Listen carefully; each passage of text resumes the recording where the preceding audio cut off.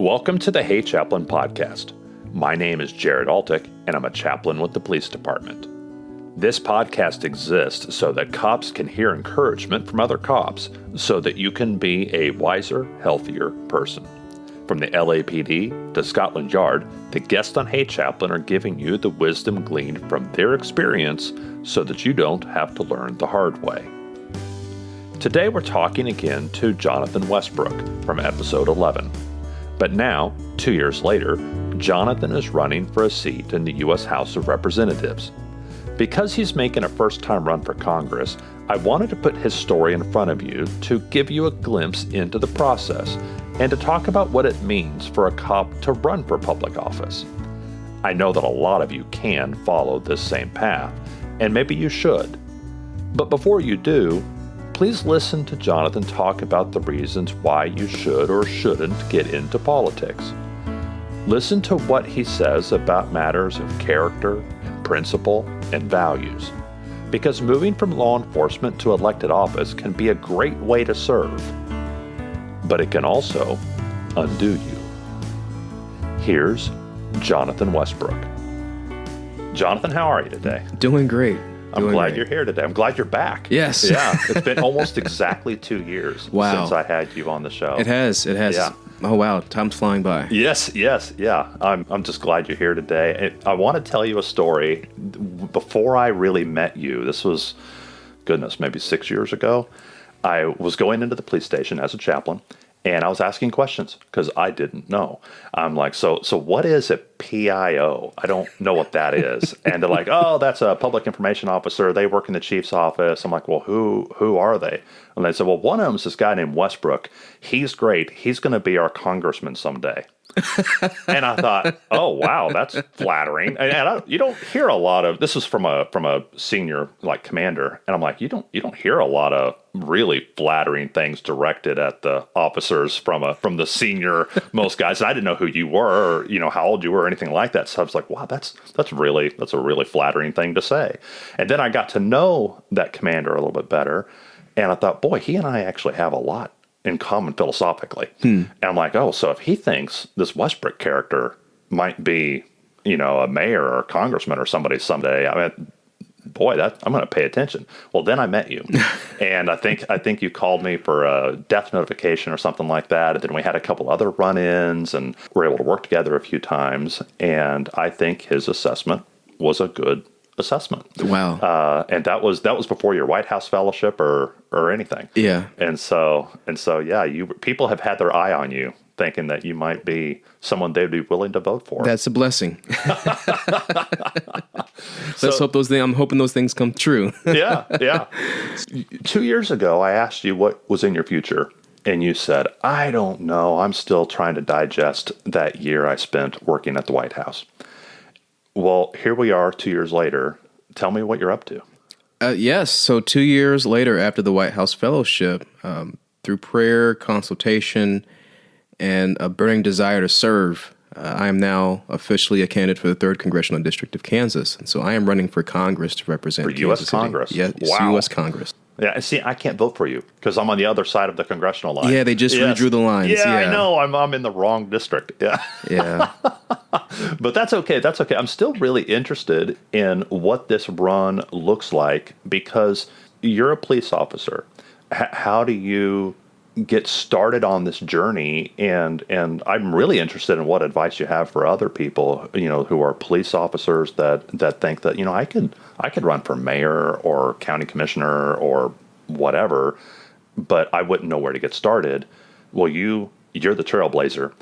I would love to know, kind of pick your brain and find out how someone gets started down this road.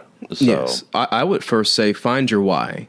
Why are you running? Why would you consider running? What are the things that you're seeing that you could do to help out your fellow man? I've established my why. After being a lifelong Kansas City, Kansas resident, seeing some of the issues become larger. And again, tying that to the White House Fellowship, where I had that executive level experience of seeing how effective great policy can be, and then seeing how.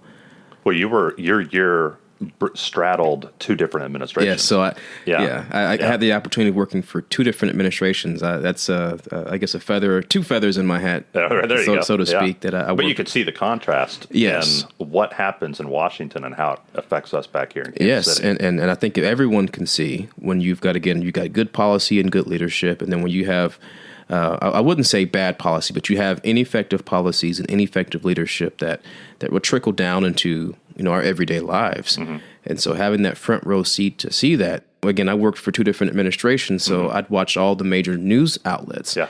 And everyone had it wrong because I was in the room with the people who were making the decisions just a few hours ago, and then the 9 o'clock news, and they're throwing their spins on it. And so you had to be very careful with what you consume because, again, the conversations that we were having and the decisions that were being made in that room were not accurately being reported from both sides of the aisle when it came to the news. And then also having a part to play and writing policy and advising administrations, and when they took that advice and how good things went, and then when they didn't take that advice and how things didn't go so well. Mm-hmm.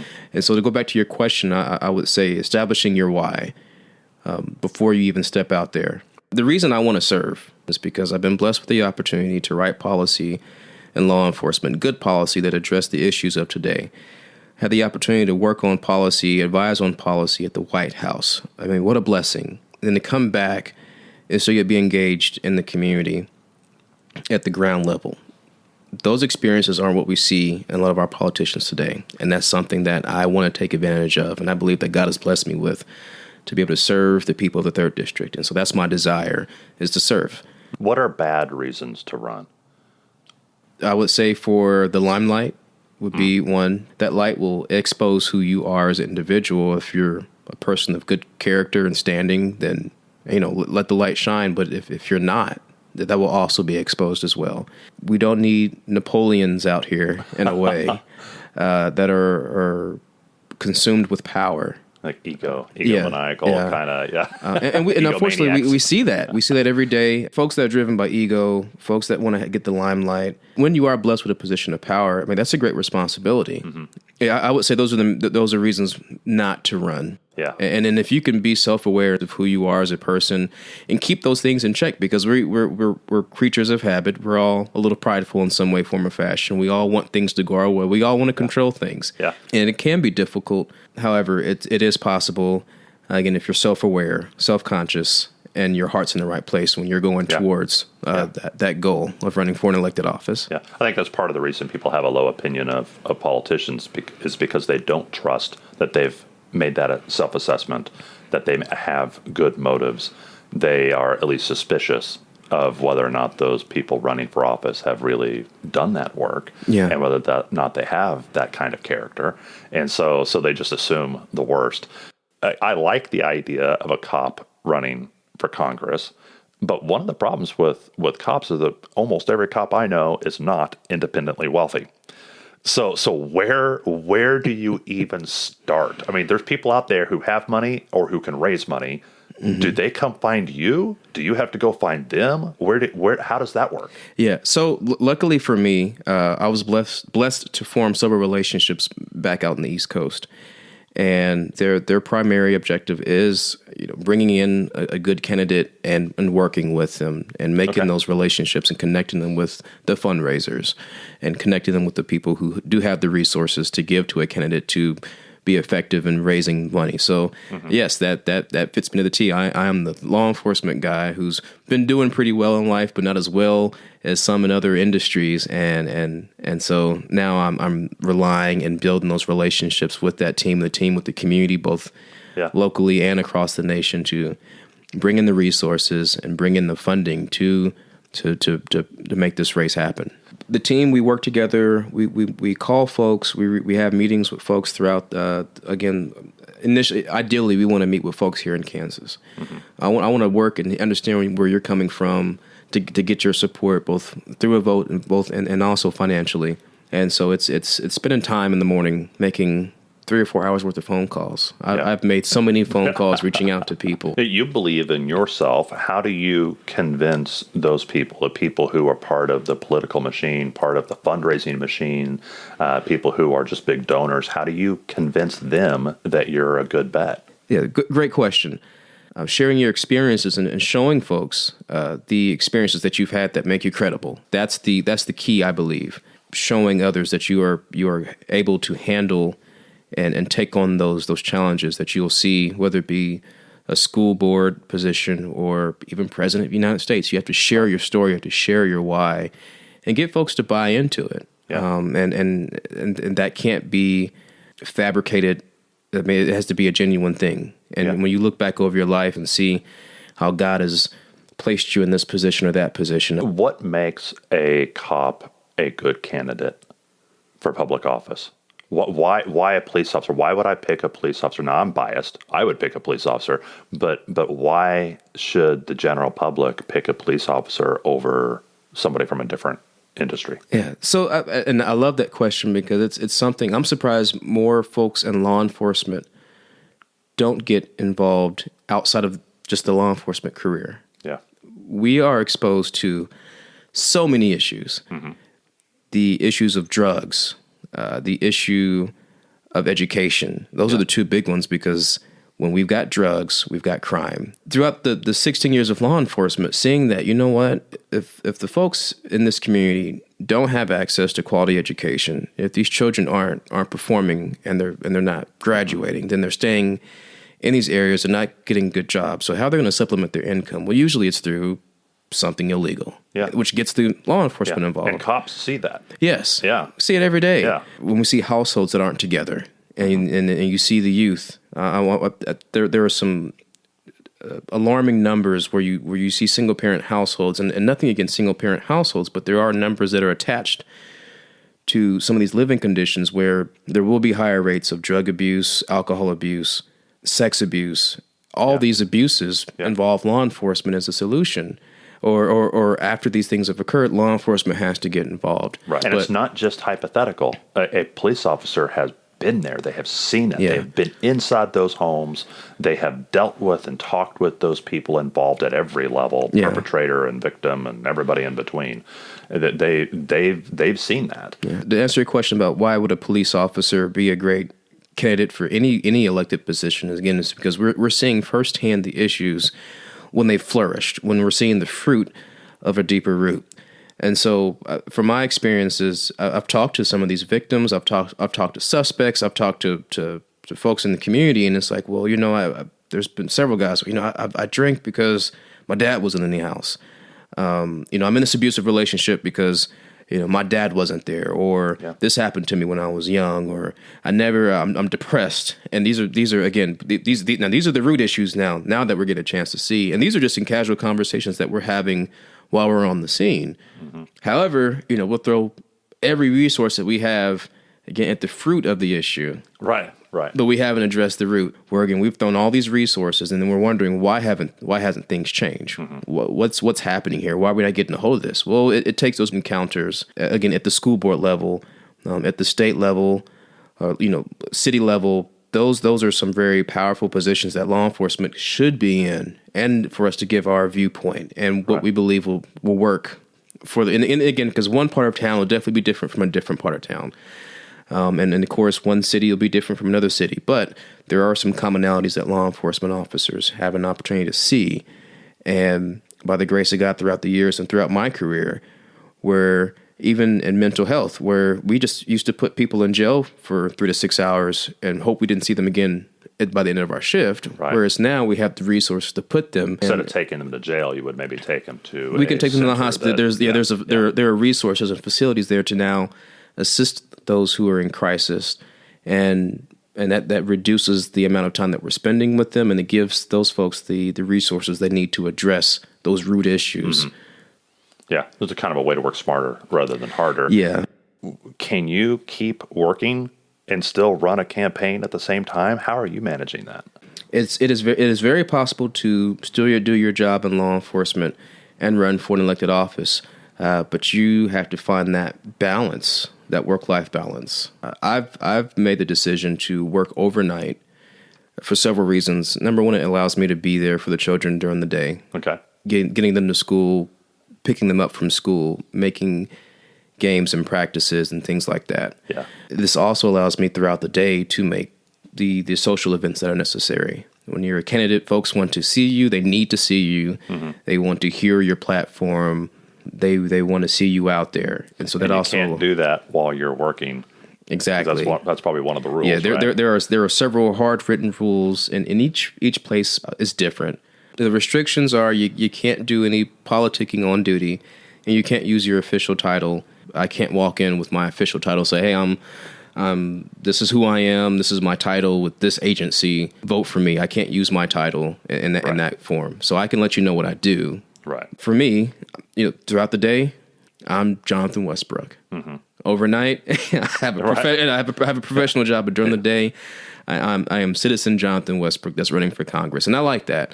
And it's a sacrifice that I'm willing to take. Number one, for my family, because again, these are years that are crucial to their upbringing, and so being a dad, being a father, I realize the importance of being a father and being there, and so I thank God for that opportunity. However, it also gives me an opportunity to be a servant in a different capacity outside of what I do overnight. Right. Why run for Congress and not mayor or governor or county commissioner or some other level? Why specifically for you? I mean, how do you make that decision? How does another officer make that decision? Like, they want to help. How do they know where, which office to pursue? My journey had me involved in local politics to an extent. I was appointed to the Human Rights Commission, the African American Affairs Commission, and these commissions allowed me exposure to more throughout the state at a local level. So I thought the first time I get to vote for Westbrook, it's going to be for mayor or for something at the state level. I thought for sure that's the first time I'm going to see his name on a ballot. It's going to be something at the state level. Yeah, but you had other opportunities. Yes, and so you ended up. I love the question because it makes me think that, wow, I've been doing some political work without the title already for the last decade or more throughout the city and throughout the state already. Mm-hmm. And the blessing to go to Washington, D.C. and use the education and the experience at that level. I've had the opportunity of working at that level. And as I stated earlier, to come back and now see some 2.5 years later that, whoa, things have drastically changed. Yeah. And again, being a part of good policy and now seeing ineffective policy. There's good policy and there's ineffective policy. Some things don't work. Yeah, some things don't work. And when they're not working, how do we pull that thing back? And what can we put back in place? Or do we put anything in place? And so these are conversations that I was privy to while I was there in Washington, D.C. My desire to run for Congress in particular stems off of my experience from law enforcement out in the field. We are seeing an increase in drugs throughout the community, and it's affecting all economic statuses, all racial status. I mean, like, you name it, it's affecting someone somewhere. We're seeing people die from fentanyl overdoses at rates we never could have imagined. There is. I cannot recall or recount a night working overnight where we're not dealing with someone who's overdosed on fentanyl. Yeah. That's just a reality. That's something that we're seeing every single. That's not an exaggeration. Yeah, no, we're seeing that is every shocking. It's shocking single how frequently night it's happening. Yeah. And then we're also with our youth, when they're not engaged at the educational level or having jobs, then they're out there making bad choices. And so from the federal level, I had the opportunity of seeing, again, where policy and legislation and providing the resources to the states that can then facilitate those down to the communities. I mean, seeing how that system works. I mean, it starts at the top. Yeah. And so having, again, good people in those positions that understand how those pulleys and levers work to get the resources to the community and be an influence. Yeah, because for better or for worse, at this point in our country's history, federal government has more impact than it ever has. Yes. Like it or hate it. That is the reality. That is a great point. So there's grants and funding and programs and all kinds of influence that come from Washington, D.C., and maybe that shouldn't be the case. Maybe it should be happening locally, but it's not. Yes. And so, yeah, and that's a whole other conversation in regards to how things have transpired over the years, or how things have shifted, because my understanding is that it was never intended for Washington, D.C. and the legislators and bureaucrats there to make these decisions that affect us so greatly. That was never the intention. Yeah. And I'm not saying that, again, things were that great 200 and some odd years ago. There was a few issues. We made mistakes back then, too. There were quite a few bad things happening back there, but the intentions were for the power to be at the state, the local level. Yeah. And we know what's best for our children, and we know... The people closest to us would be making the most intimate decisions. Yes. Not the people furthest from us. Yes. But that's not the hand we've been dealt right now. Yeah. And so we need people in Washington who can make good decisions, and that's not always what we've gotten. Yeah. We've gotten some pretty ineffective policy in a lot of areas. I had the opportunity to work at a place where I saw this legislation. I saw those guidelines being written.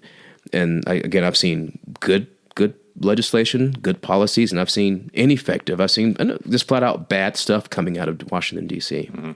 And it trickles down to where, again, nonprofits are able to access those funds, because government should only be doing so much.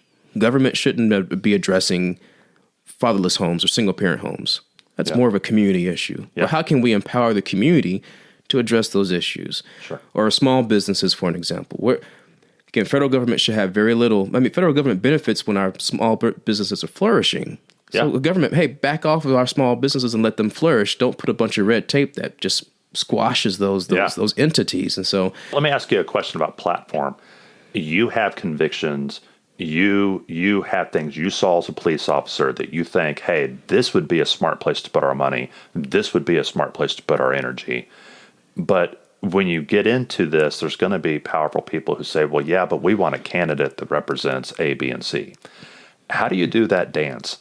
How much do you decide, this is my platform, these are my pet projects, these are the things I care about, versus, okay, I've got to represent an entire congressional district, and these are the things they care about? How much are you bringing your own ideas to a platform as a candidate? How much are those things being handed to you and saying you need to champion A, B, and C? Great question. I've yet to get to that position where folks are handing over that platform and saying, this is what you're that might happen after the primary. That could be something that could probably happen after the primary, or maybe that's what happens, because I'm sure it's easy to be critical of people in positions of power, not knowing what deals had to be made behind the door in order for them to even be in that position in the first place. Absolutely. So for me, where I'm at, and I encourage anyone who's doing this or going or who's thinking about it, is getting out there and speaking with the people, because ultimately you represent those people throughout that district. That is your job, is to represent them and their interest. And there's going to be a wide variety. Yeah. And I think that dance needs to happen with them first. And then the gatekeepers, per se. Then you go to them, and if they want to support you, great. If not, I am one, I believe it's in Romans 13 that talks about how the government is established and we're to be respectful of that. But I do know that the government and folks that are in positions of power are established because of God. Mm-hmm. And so if it's that time, if it's your time to move forward, then it's going to happen. If not, then you know what? You have the opportunity to be a voice. And we just need, that's one thing that we need. We need more voices to speak up and stick their hand up and say, hey, you know what? I've been beat up at this level. I thought I was tired, but now I'm going to get beat up at this level here.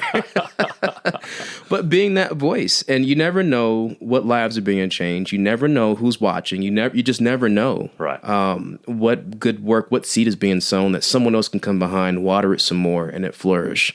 Yeah. And so for me, in my mind, I think that dance needs to happen with the people before it even goes to those. Because there is I believe, and not to be a conspiracy theorist, but I believe and know that there are some rooms you're going to have to walk into, and they're going to say, hey, you want some money for this or that? We need you to advance this here. And it may not. Yeah. Hopefully whatever they're offering already aligns with who and what you are. Ideally, that would be great. Yeah. The fear is that it might not exactly be, lined up, and then what do you do? Yeah. And you better, I would recommend that anybody running for office, whether you're a police officer or not, that you decide in advance who you are Yeah. So that when you come to that crossroad, you don't have to think about it. Yeah. You already know whether you would compromise or not compromise. You already know where the line is. You already know where what your definitions are. You know that in advance. Yeah. You don't decide that after you get the Yeah, and opportunity. unfortunately, that's where a lot of folks, I've heard it said over and over again, that there are always great candidates out there. However, they don't establish those hard lines. Mm-hmm. They don't establish those core values and beliefs. And so when you start putting the opportunity of power or money or what have you, then that limelight I mentioned earlier, it starts to shine in, and then you get revealed for who you really are. And again, if you're not settled or if you're planted on something, it gets exposed, and it's worse. Well, and that's what turns people off with the politicians is they think, well, that politician's just a chameleon. They basically are just following the money around, and they'll become whatever the money tells them to be. And that may not be true or even fair, but that's the perception. Yes. And I'm eager to find honest men and women that I can vote for, that I really trust who they are and what they are character-wise, and that I trust their character in whatever difficult situation they find themselves in, of whatever type, that their character is going to see them through. Yes. That's what I'm looking for. And so finding people that are able to sit at the table, as I mentioned this, and this is something that I believe in, the only way that you're really able to be successful, whether it be in a political office or even out in the field, is about building relationships. You have to take that time to sit down with folks, be relational. You may, and again, this is after you understand who you are as a person, but being able to sit across from the table from someone that you disagree with, but find some common grounds, find some areas of commonality, and build upon those. I tell folks on the other side of the aisle, for me, I bet you if we sat and talked for about half an hour, we would probably agree on more than half the things. And this happened on several occasions where it was more than half. It was about 75, almost 80%. It was only one or two issues that we didn't agree on. Yeah. But imagine if we could work on those 70, 80% of those issues that we agree on and make some progress. Those other issues, we can come back to those later. We can go to war about those things later. But if we have 70% in common, man, how much work can we get done? Yeah. And again, that goes from the political world to our personal lives and everywhere in between. Yep. So it's about being relational, and again, taking that time to just sit yourself down, bring your ego, bring your pride out of it, and meet people where they are, and try to be as understanding as possible. So let me ask you, it seems to me that most police officers I know, let's say if you had 5 cops, 4 of them are pretty conservative, pretty traditional values kind of people. Maybe they vote, maybe they don't. I don't know if they affiliate with a party or not, but they would be what you would maybe think of as Republicans in our current day and age. And then the 5th one would be a Democrat. The 5th one would be a little more left-leaning, perhaps. And that's fine. If you look at a group of police officers, you find diverse opinions and backgrounds and politics and religion and whatever. That's great. But of the 4 that are more conservative out of 5, I don't see a lot of them getting involved in politics. It always seems like if someone's going to run for school board or mayor or whatever, it seems like it's always the one that's more on the left. And I don't know why that is. I'm not entirely sure if that's even an accurate perception. I think I see it, but it doesn't seem like a lot of police officers with conservative values, with traditional values, that maybe have a Christian background, I don't see very many of them getting involved in politics. So why are you risking your neck? Why are you taking that jump? I wrote policy for local department. I wrote policy for the federal government, and I want to write policy for the 3rd District of Kansas. Good, effective policy. With all my heart, I believe it's my purpose here. God places a desire in each one of us to serve in some way, form, or fashion. It could be a teacher. It could be law enforcement. It could be a doctor. Yeah. There's something burning within you that drives you to continue to spread the word of God at your church. From the change in culture here, at least in society, if you come out as a conservative, you are open to criticism because we've progressed from 30, 40, 50, 60 years ago. Things that were taboo 60 years ago are celebrated. Yeah, celebrated now. Right. And so how dare you speak against the progress that we've made as a nation. And so there is that concern or fear, and especially from law enforcement, because we've got a lot of criticism going on through the law enforcement community. Most officers they're just tired. They don't want any more criticism. They want to go to work, or they don't even want to do this job anymore because things we've been underneath the microscope so much, and justifiably so in certain situations. But you're already getting beat up as a cop. Yeah. Why do you want to raise your hand and say, "Oh, by the way, I'm also a family values conservative," or or something like that? Well, and for me, I believe I have a truth, and my truth is rooted in Jesus Christ, His teachings, the way that He lived His life. And there's this Bible that's got a ton of stuff in it that, if you abide by those things, and from my experiences, when I abide by those words that are in that book, my life goes pretty well for the most part. I'm not saying everything is peachy. There's not always rainbows and unicorns, but for the most part, things go okay. Yeah. When I'm going by what that book is leading me to do. When I step outside of that, that's where havoc and consequences, severe consequences, have stepped in and taking me out. Yeah. And so that's where I'm rooted in. That's where my truth is rooted in. So again, for me, I've been equipped. The Lord has blessed me with a support system. I believe a top tier education from the University of Kansas. Gotta shout them out real quick, and then also the blessing to be selected from across, from many people, from many applicants from across the nation to work at the White House for a year. Yeah.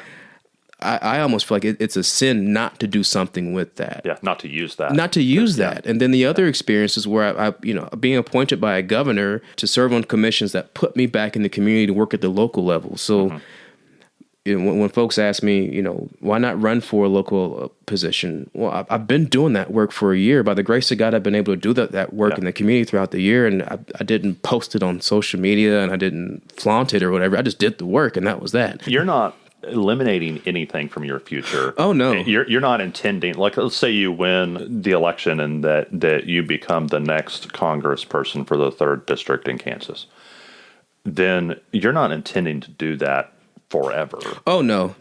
I am a big proponent of term limits.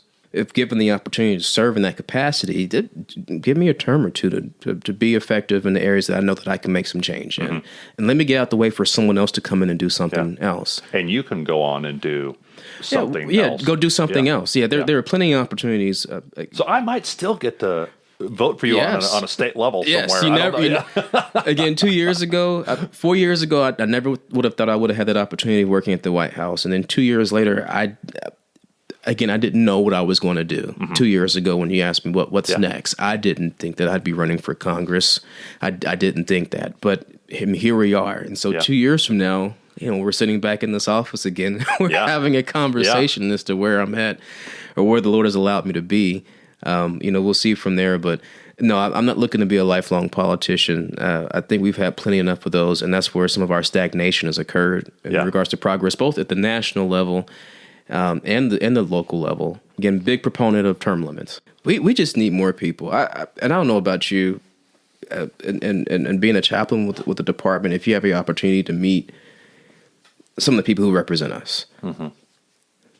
It's like, I'm a term limits kind of person. I would like someone to serve 2 or 3 terms and move on. And because I really do believe we have a lot of wonderful people.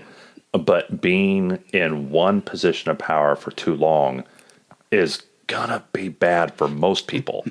And so not that everybody is rotten to the core, not that everybody's ruined by it, but overall, on average, we'd be better served if people went and served and came back and someone else took their place. And I would prefer that. Well, and again, my exposure is just the way the system is rigged, that, again, a guy like myself, that I don't have wealthy friends. I have acquaintances that I've met that are doing a little bit better than me financially. But in order for you to serve, you've got to raise money, ridiculous amounts of money that could be going to useful places and useful things. And that I think that's what deters a lot of people from running. Or they're like, you know what, and there's nothing wrong with working in your local, because we need boots on the ground to work in nonprofits that address homelessness and again abuse and all these. So we need those are needs in our community. And so, but however, to get in those positions where you can turn those resources to those needs, man, it's a heck of a fight. Yeah. And the way that the system is rigged, man, you really have to. God has to be on your side. You have to be in a good place. You have to raise a lot of money to crack that nut, to get inside, to actually be able to pull those things in. And that's to me, that's the part that can deter people. But man, when you have a passion and a desire and you don't know how it's going to happen, that's faith. I'm eager to see more police officers take what the wisdom that they've learned from being on the streets and apply that at local government, state government, federal government. I pray that they hear this and are like, okay, if Jonathon can do it, I can try to do it. We'll figure this out and go be part of the solution. Yeah. And then go back home and do something else. Yeah. Right? Yeah. Do something else. There's plenty of work to do out here. That's right. That's right. Is there an advantage to being a black congressman from Kansas? You know what? Someone told me that God makes us all unique, and we should take advantage of our unique characteristics and qualities. And so I would hope that someone wouldn't look at me or accept me because I was black. But I think that because of my unique qualities or characteristics, it gives me a unique perspective that maybe others don't see. And so I think that's what makes being a black police officer from Kansas, I have a unique perspective that others wouldn't have. Okay. Let me ask you a similar question from a different angle.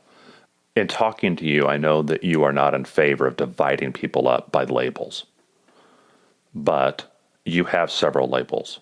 What are they? Christian, father, servant, conservative. I want to thank Jonathon for sharing his heart about why he feels called to serve.